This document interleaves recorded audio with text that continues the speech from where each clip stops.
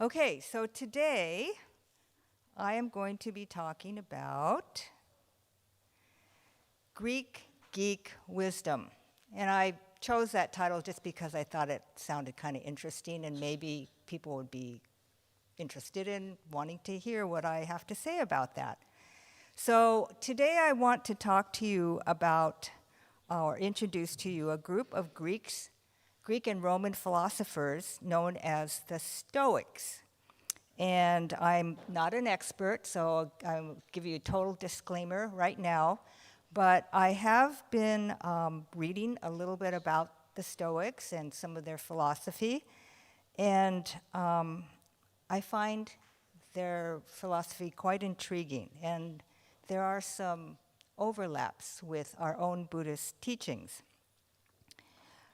Today we will explore some of those similarities and differences with Buddhism. So I've gotten a lot of my information from this person. His name is Ryan Holiday, and he is the author of The Daily Stoic, Ancient Wisdom for Everyday Life. He's written 5 books on Stoicism. He's quite the expert and has a tremendous YouTube presence.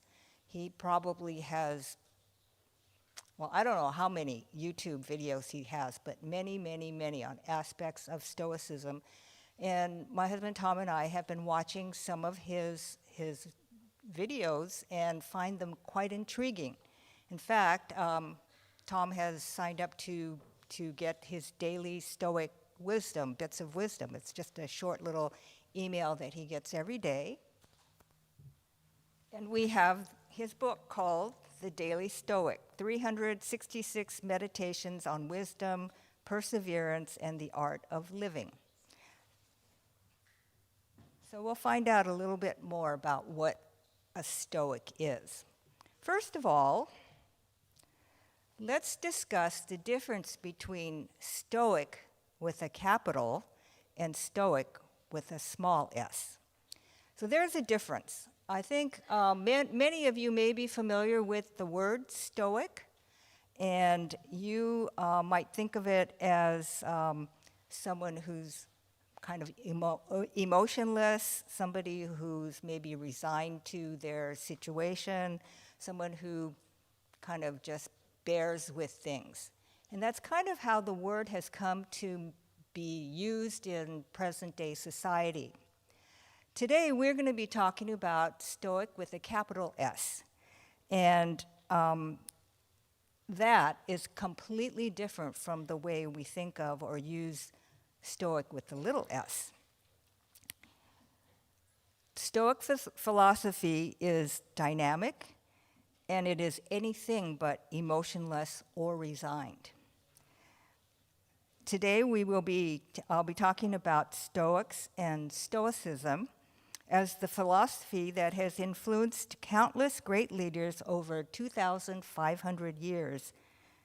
And it has included these people who actually advocated a lot of Stoic philosophy. Some of these you will recognize, but they include Frederick the Great, George Washington, Thomas Jefferson, Adam Smith, John Stuart Mill, Theodore Roosevelt, Walt Whitman, Immanuel Kant, Ralph Waldo Emerson, to name just a few of great leaders who have followed Stoic philosophy.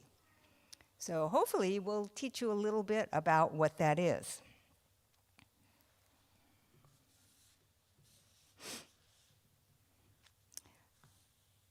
So, Stoics advocate living a virtuous life to achieve happiness, or what they call eudaimonia. That's a fancy Greek word. Reverend Tetsuo Undo used to like to use this word eudaimonia a lot, and the way he explained it is a life of flourishing. So in the Stoic life of happiness, it's a life of fulfillment and a life where you are thriving or flourishing. Okay, let's look at this picture. Some of you may recognize this person in this movie. Who can tell me what this movie is? Gladiator, one of my favorite movies. And it takes place when? Do you know? Ancient Rome, yes. So the movie Gladiator is about this person, Maximus, who actually is a fictitious person. There really wasn't anybody named him or who was actually living at that time. But this person actually was. And this is a depiction of the Emperor Marcus Aurelius.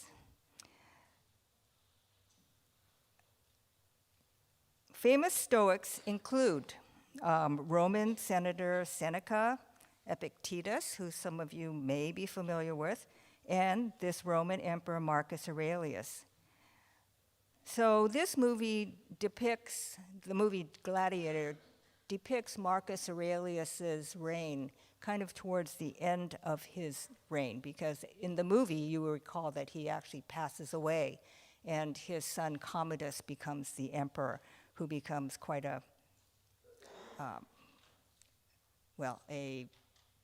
obstacle to Maximus.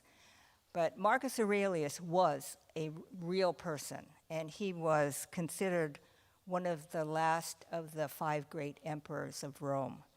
He was a man of remarkable accomplishments and lived at a time that was very difficult, and I'll talk about that a little bit later. So let's explore what Stoicism is. I asked the questions, what is Stoicism? Who were the Stoics? What did they believe? And how does it relate to Buddhism? Like, why am I even talking about this today? So let's go forward with that a little bit. First of all, Stoicism is a practical philosophy that deals with all aspects of living day to day. The first of the Stoics was a man by the name of Zeno, who was Greek and who began teaching in Athens in the 3rd century BCE, not long after the Buddha was teaching in India. So the story about Zeno is that he was a Greek merchant who got shipwrecked. He lost everything on that shipwreck. He was the merchant in charge of the ship, and somehow he survived, and he made his way to Athens. I think what happened was a case of someone who had got to the very bottom of his life. He had lost everything, and he was seeking for the meaning of his life.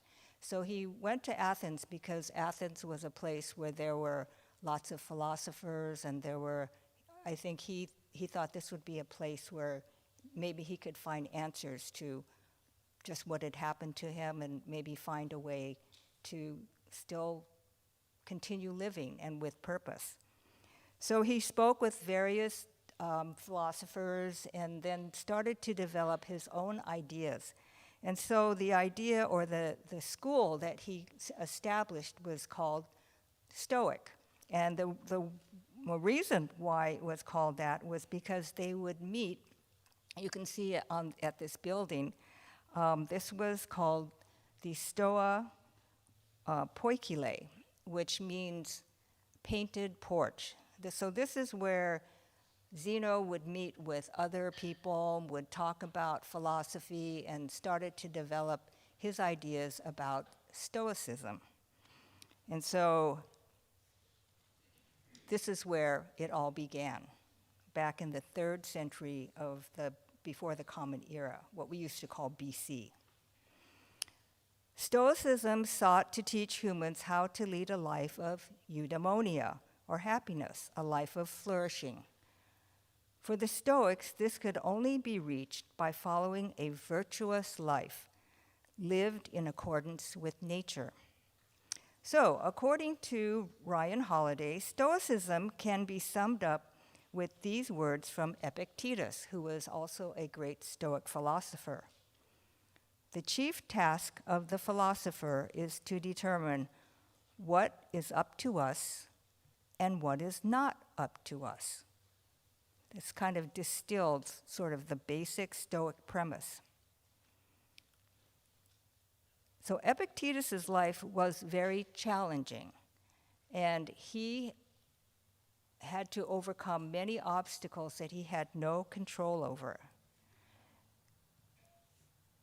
We don't control what happens to us, but we control how we respond, and that is the basic Stoic premise. So in Stoic philosophy, we must respond with virtue, and what they describe as virtue is courage, temperance, justice, and wisdom.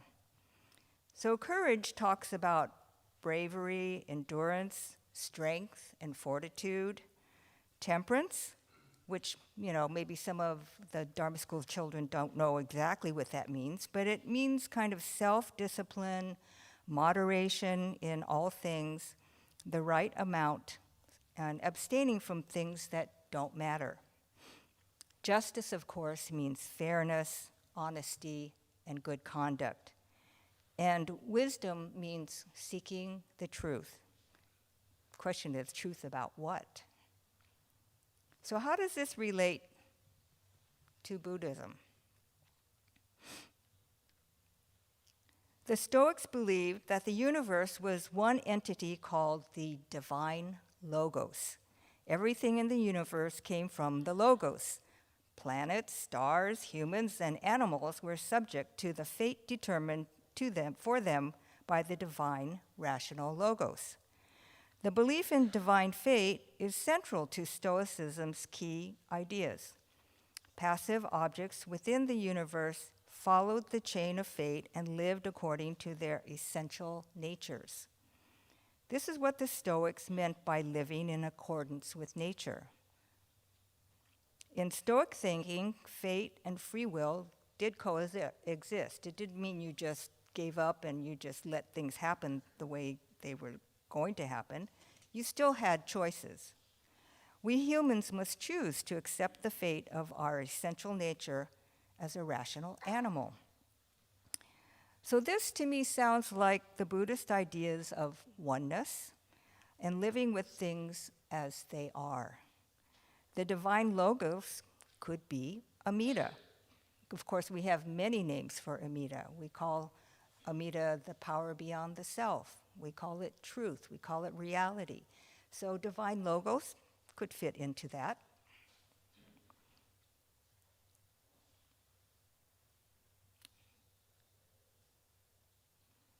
And it also coincides with the Buddhist ideas of cause and effect and our idea of interdependence. As the universe was preordained by the divine logos, the Stoics reasoned that we shouldn't worry about things that we can't control. As Buddhists, we would say that things arise and fall because of causes and conditions, and we accept that there is much we cannot control. By striving for inner peace, Stoics believe that we could avoid evil, ignorance, and unhappiness, allowing us to lead a virtuous life, a flourishing life of eudaimonia. Don't we as Buddhists also strive for inner peace? We do it through mindfulness, self-reflection, listening to the Dharma, and being a part of the Sangha. So again, we don't control what happens to us, but we control how we respond. So here is a Buddhist formulation. It's not the only one that could have been here, but it is an example of how we might respond. And this comes to us from Reverend Gyodo Haguri, who, as many of you may know, was a very important teacher for my mother and her family.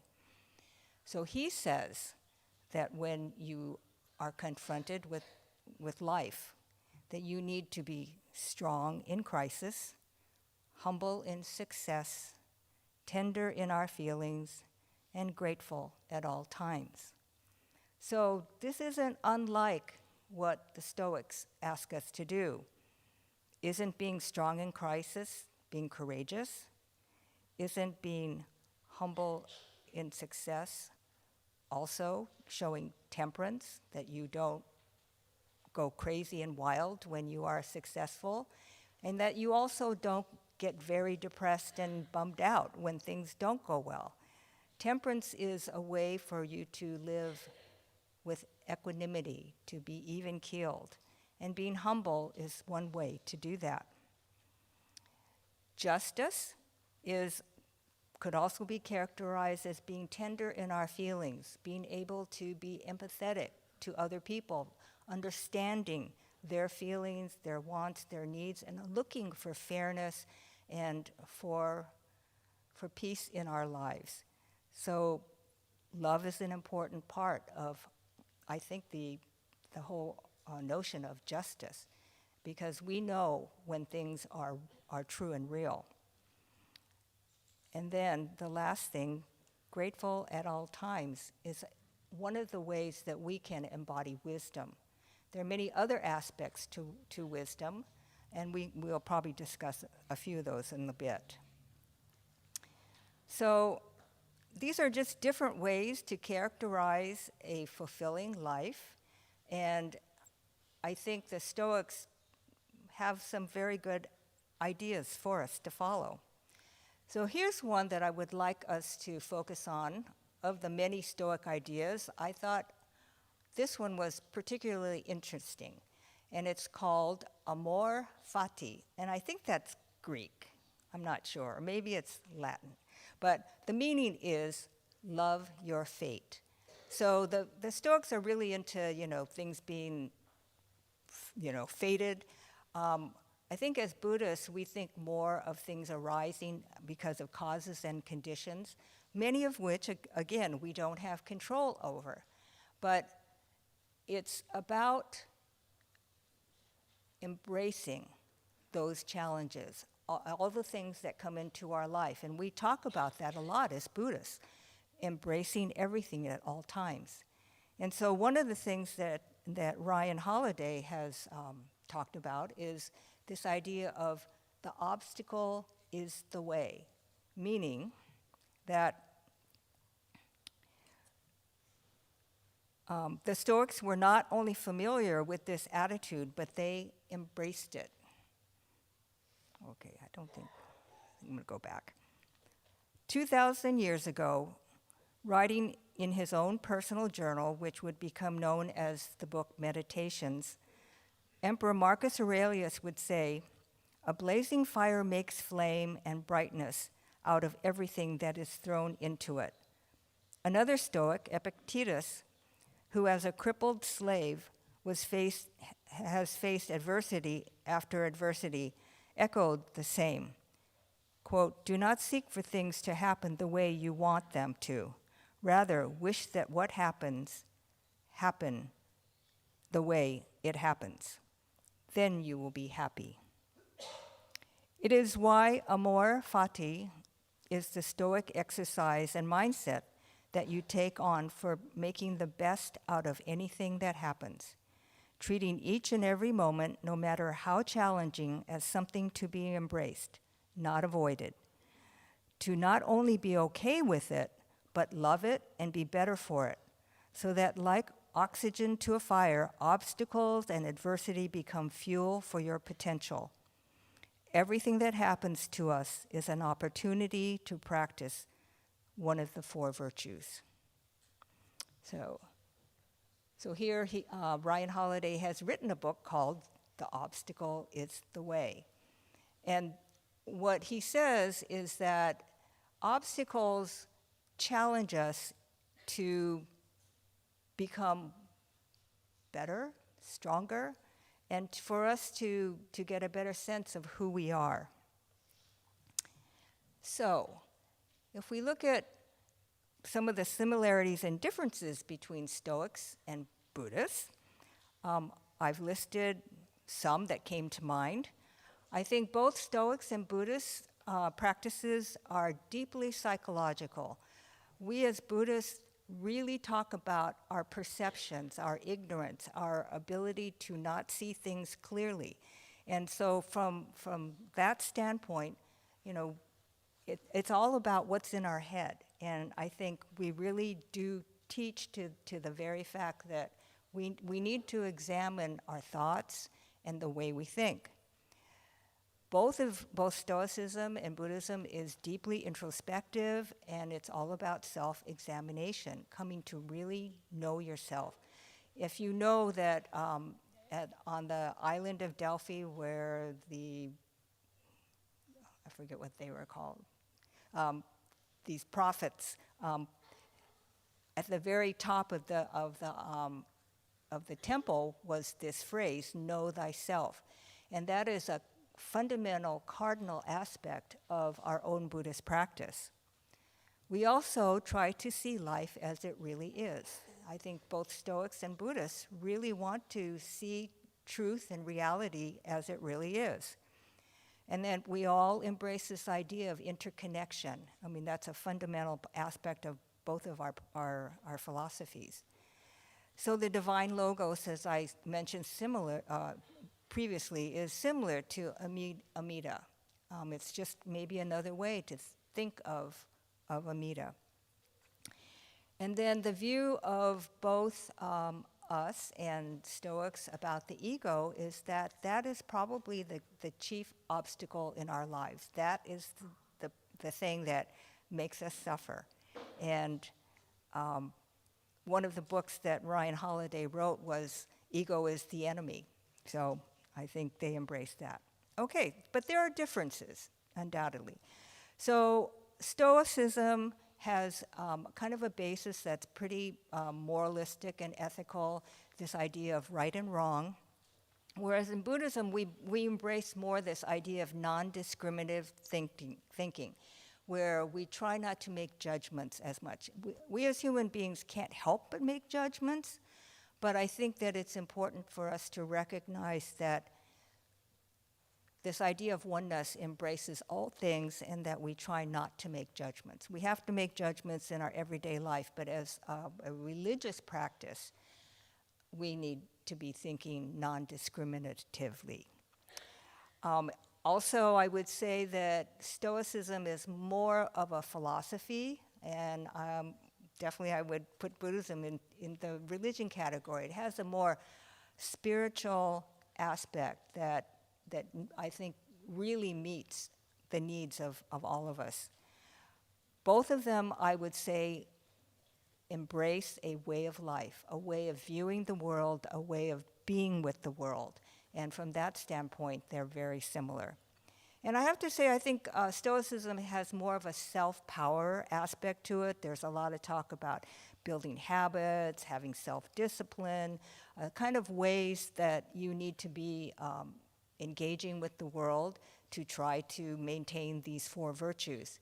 Whereas we rely on the power from Amida, it's a more other power orientation, where we are the recipients of this benevolence from the universe, from Amida, from truth, from reality. So from that standpoint, there is a difference. So ultimately, the question is, why study the Stoics? And I thought about this quite a bit, and I think that what it comes down to is, this is an example of a philosophy that has many overlaps with Buddhism. But it's just one example. I think as Buddhists, we want to embrace all ideas. We want to search for truth. And as I've said many, many times, Buddhism or any religion has no monopoly on truth. So seek truth wherever you can find it. Find it in the Stoics. It was easy to find it there because so many of their ideas parallel those of our own teachings.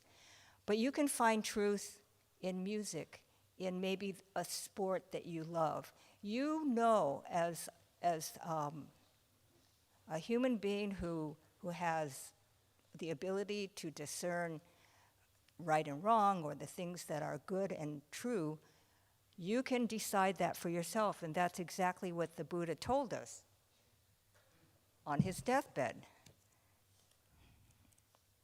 He said,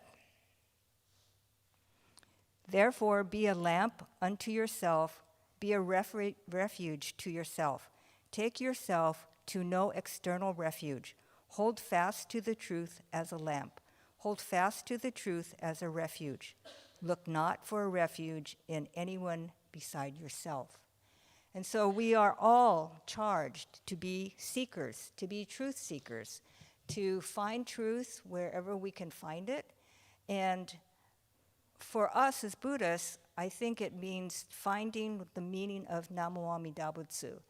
So I think for the Dharma school children, you think about Namo Amida Butsu as being kind of a holder of truth for you.